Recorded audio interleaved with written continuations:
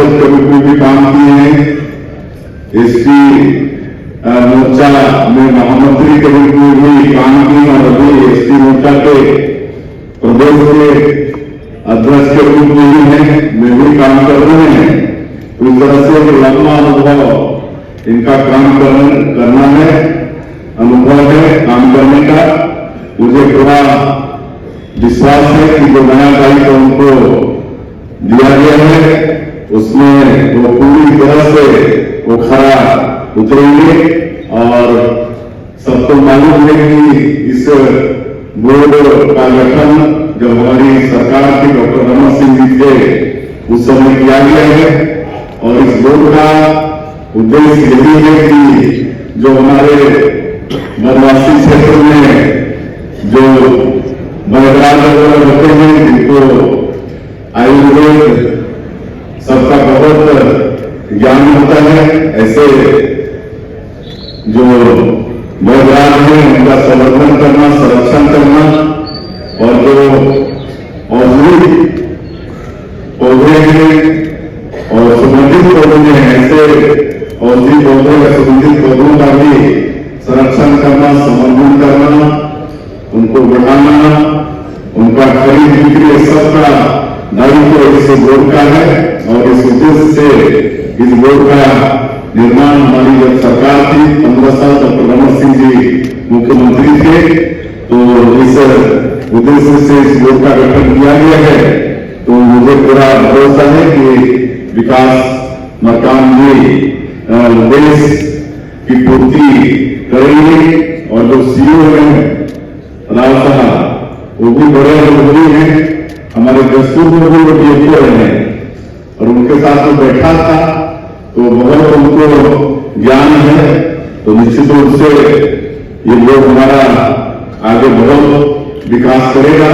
आज हमारा एक छत्तीसगढ़ का 44% भूभाग वनों से आच्छादित है और 3000 से भी ज्यादा औषधि पौधे हमारे प्रदेश में मिलते हैं और 1500 से ज्यादा सर्वे हो चुका है, चिन्हित हो भी चुका है। तो ये सबका आने वाले समय में संवर्धन संरक्षण होगा।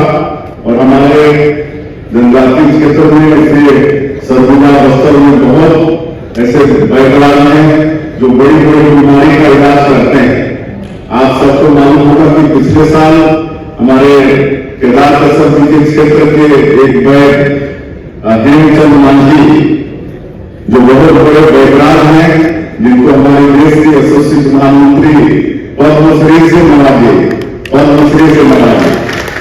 मैं उनको अपने सीएम से बुलाया था उनका सम्मान करने, तो मैं पूछ रहा था तो ऐसा कोई बीमारी नहीं है जिसका इलाज उनके पास नहीं। वो बता रहे थे कि कैंसर के पेशेंट जो बड़े बड़े अस्पताल में भी मतलब जवाब वहां से दे दिया जाता है, वो लोग भी आकर वहां उनके दवाई से ठीक होते हैं। तो ऐसे वैद्यनाथ जो हमारे ग्रामीण क्षेत्रों में है तब विकास मकान के नेतृत्व में ऐसे वैद्यनाथों का भी संवर्धन संरक्षण होगा।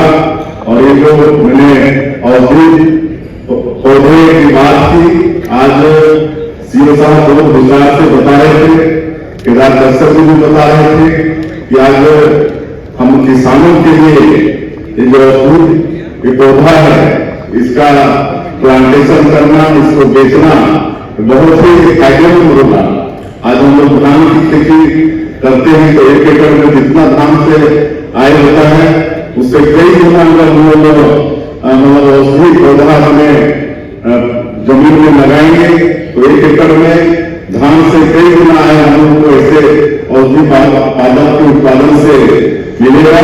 और इसके लिए बोर्ड की तरफ से, हमारे परिवहन विभाग की तरफ से, सरकार की तरफ से कई सब्सिडी और सुविधा भी है और उसकी खरीदी भी विभाग करेगा। मैं केदार जी से सब पूछ रहा था और मैं बोर्ड से ये उम्मीद भी करूंगा कि आने वाले समय में जगह जगह विशेषकर बस्तर और सरगुजा संभाग में हमारे लोगों के बीच में जाकर बड़ा बड़ा एक जागरूकता शिविर लगाएंगे और वहां पर किसानों को जो इससे फायदा होने वाला है, धान कितना फायदा होगा एक एकड़ में और ये औषधि पादप लगाने से कितना फायदा होगा, इस सबको तुलनात्मक उनके सामने में रखेंगे तो निश्चित रूप से हमारे ग्रामीण क्षेत्र के ऐसे किसान ऐसे औषधि पादप लगाकर धान से भी कहीं ज्यादा फायदा लोग कमा पाएंगे और आर्थिक रूप से हमारे लोग सक्षम हो पाएंगे।